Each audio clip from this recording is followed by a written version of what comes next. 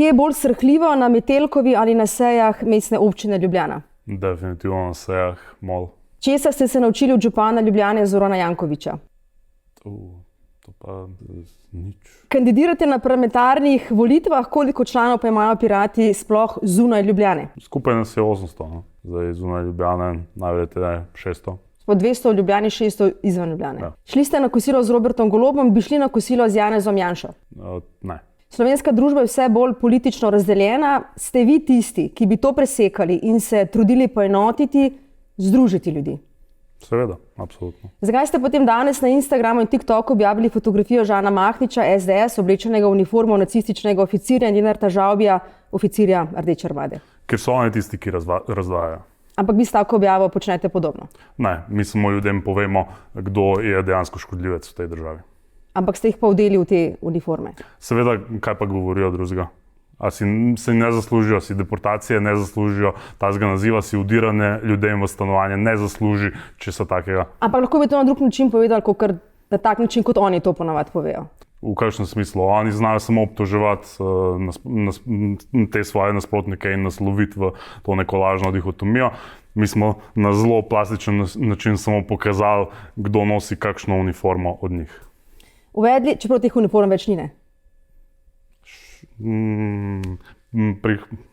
Preteklost v muzejih.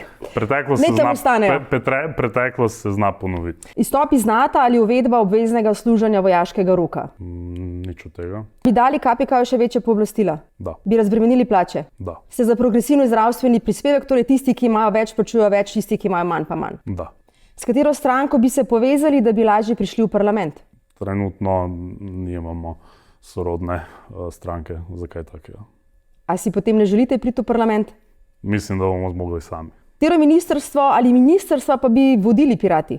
Mi bi seveda želeli voditi ministrstvo za informacijsko družbo, hkrati pa bi recimo želeli tudi prestrukturirati ministrstvo za solidarno prihodnost v ministrstvo za stanovanje in dolgotrajno oskrbo, torej predvsem s fokusom na stanovanjih. Univerzalni temeljni dohodek ali minimalna plača 1000 evrov? UTD. Za promocijo kulture bi vsem državljanom ob dopolnjenem 18. letu podarili enoletno vstopnico za obisk kulturnih ustanov. Katero razstavo ste obiskali v zadnjem mesecu? Na zadnje, kar hodim na razstave, je v Ljubljani, torej te odprte razstave, ki so narejene. Katera? V zadnjem mesecu? Ne morem se spomniti. Bi dovolili telefone v šolah? Ne. Imate nepremičnino ali plačujete najemnino? Imam nepremičnino. Koliko? Eno. Če ima nekdo več kot eno stanovanje ali hišo, je prav, da se ta dodatno obdavči z nepremičninskim davkom? Vsaka naseljena nepremičnina, ki ni dom, bi morala biti obdavčena progresivno, se pravi več, ko imaš nepremičnin, večji bi moral biti ta davek. Družbena mreža so zasnovana tako, da pri uporabnikih vzbujajo zasvojenost, pravite.